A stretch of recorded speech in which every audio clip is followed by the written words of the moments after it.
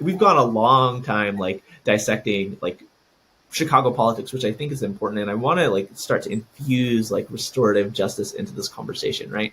Chewy took a stand on public safety that doesn't necessarily align with restorative values.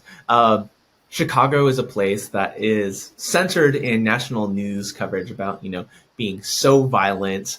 And there's no doubt that there is violence that happens in Chicago. The approaches to solving violence don't necessarily look like more police, right? You're someone who's made a career of doing anti-violence work that is not rooted in law and order and over policing. Can you tell us a little bit about the work that you've done and what you hope to see as Chicago, as the city moves forward with this new leadership? Yeah, and so I started really my career in like intervention work. I was 18. It's kind of crazy. Like I was a young person myself, and I was working with like at-risk youth, as they call it, programming, 16 to 24. I started like Little Village. Then I moved over to the Pilsen area. I've done some work on the west side and further down south at different capacities, whether it be just giving them more opportunity, learn skills, a place to talk about like traumatic events that has happened in their life. I've always wanted to sort of like be on the ground, connect with people. And I believe that those are the things that truly work. I don't think that the punitive route necessarily gives a person an opportunity to talk about it, reflect, learn, and then move forward in a different way. I think when it is punitive, like you feel bad and you don't really have a space to kind of figure out why you're feeling bad, why it may have been bad, your actions, and what you can do next, because there's really no facilitation for that. And so I've seen what works. I've seen it on the ground outside of like working through nonprofits and, intervention programming. What I started noticing was also a trend of a lot of the youth that I was working with.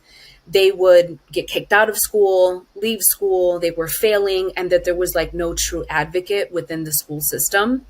And so I ended up, I started working with the Chicago Public Schools as a re-engagement specialist. And it's just sort of like another form of like social work. And so we do like a social emotional learning with them for 2 weeks. And what that really means is that we're like, you're failing or something's going on, and there's always a why. They're homeless. They can't feed themselves. They lost somebody. I mean, the list can go on and on. And then when we get to like that root cause of what's happening, then we can better support them so they can get back into school and they can accomplish something like graduating high school, and like at least giving the opportunity for them to like, not just fend for themselves, but like to thrive, right? And like given the tools. And so I started doing that through CPS. I went back to get my license as a social worker because I truly believed in that. And so I guess like what I'm asking for in terms of like public safety now through like as a city council member is like, why are we not investing in these ways? Because truthfully, like the punitive route has not really reconciled any of the trauma. I think it just is a cycle of hurt, and it actually impacts more people. And we begin othering our own neighbors, and it's almost just like, how do we build community when we're constantly othering and pointing fingers, when really I feel like it's a systemic issue and we have more than enough resources and money, but it's like, how are we allocating it and creating different pathways for safety, other than just like incarceration, a slap on the wrist and things like that I don't think really amends sort of the hurt in the first place. So like on your campaign website, you talked about some other public safety initiatives that don't necessarily have to do with like more police. What do you hope to see and what do you hope to start up or build on within your district? Yeah. Some of the things that we really want to see through in terms of like public safety, after like a traumatic event, whether somebody experiences it firsthand, or somebody hears gunshots, right? Like all of these things lend to how people interact day to day and how they live their life.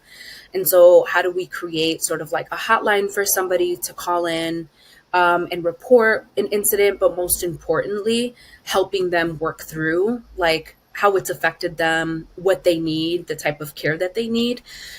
That's something that I really want to promote and push forward. Through the aldermanic office as well, there's the treatment not trauma Mhm. ordinance. And so, what that would mean is that we are investing and implementing a call in which you can get like a social worker if it was related to like maybe a domestic violence issue or a mental health issue. And so I'm a big advocate for that. I believe that we need to uplift the work of like social workers and, you know, we don't believe that the police are necessarily the best answers for every scenario. And so, how are we getting and bringing in different experts for those things that are needed, whether it be mental health or, things of that nature? Yeah, yeah, absolutely.